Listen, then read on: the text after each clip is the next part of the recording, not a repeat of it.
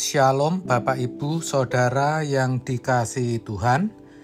Seri pengajaran hari ini berjudul Berkat Kekal. Orang percaya yang jangkauan pandangnya pendek tidak akan mampu melihat kekekalan yang dahsyat itu. Orang seperti ini orientasi atau arah hidupnya pasti hanya untuk kehidupan di bumi saja. Yang dikejar pasti hanyalah hal-hal lahiriah atau berkat-berkat jasmani saja. Padahal firman Tuhan berkata, "Janganlah kamu mengumpulkan harta di bumi. Di bumi ngengat dan karat merusaknya, dan pencuri membongkar serta mencurinya. Tetapi kumpulkanlah bagimu harta di sorga. Di sorga, ngengat dan karat tidak merusaknya, dan pencuri tidak membongkar serta mencurinya." Matius 6 ayat 19-20. Harta di bumi sifatnya sementara dan suatu saat tidak bisa dipergunakan lagi. Makanya dikatakan karat dan ngengat merusaknya. Bahkan bukan tidak mungkin tiba-tiba bisa habis. Sebab dikatakan pencuri membongkar serta mencurinya. Orang yang punya jabatan bisa tiba-tiba jabatannya lepas. Orang yang kaya bisa tiba-tiba hartanya habis karena ditipu orang. Saudara, harta di bumi tidak bisa kita andalkan, apalagi ketika menghadap Tuhan suatu hari nanti.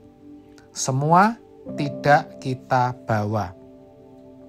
Itulah sebabnya firman Tuhan berkata, "Kumpulkan harta di surga, sebab itulah berkat yang sesungguhnya.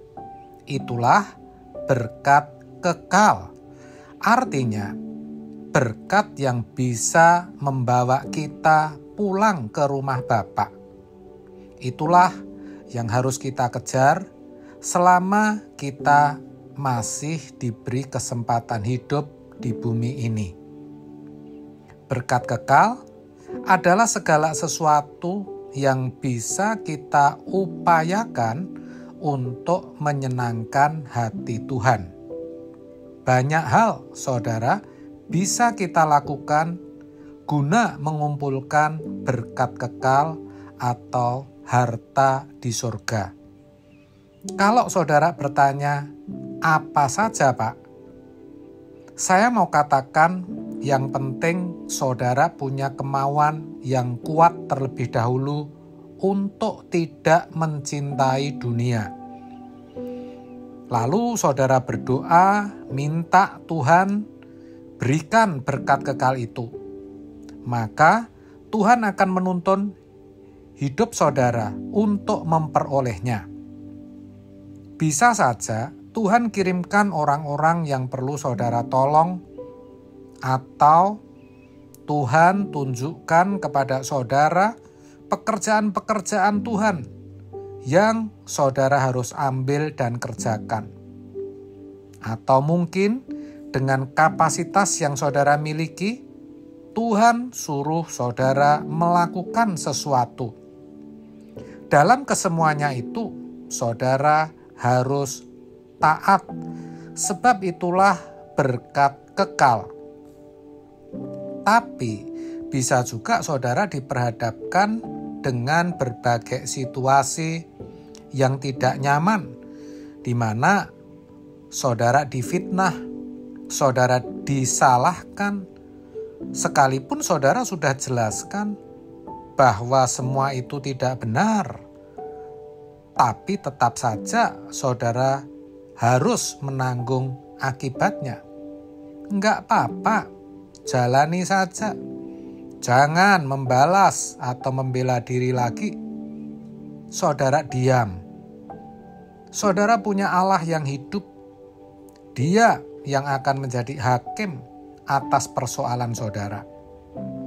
Di sini, ketika bisa diam dan tidak membalas, saudara sedang mengumpulkan harta di surga. Saudara sedang menemukan berkat kekal. Memang itu keadaan sepertinya berat dan pahit, tapi hal itu pasti membentuk karakter kita. Pasti ada pelajaran berharga yang bisa kita dapatkan. Apalagi kalau persoalan yang kita hadapi tidak kunjung selesai, rumit, dan sepertinya tidak ada jalan keluar. Itu berkatnya sangat besar, saudara.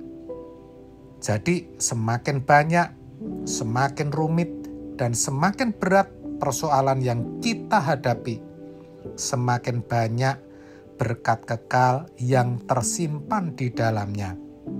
Itulah sebabnya sebagai orang yang mengerti kebenaran, kita harus mengerti akan hal ini, supaya kita bisa menjadi orang Kristen yang kuat, tangguh dalam menghadapi kesulitan dan tantangan kehidupan, serta yang lebih penting bisa mengumpulkan berkat kekal, harta di surga yang suatu hari nanti bisa kita klaim. Amin. Tuhan Yesus memberkati.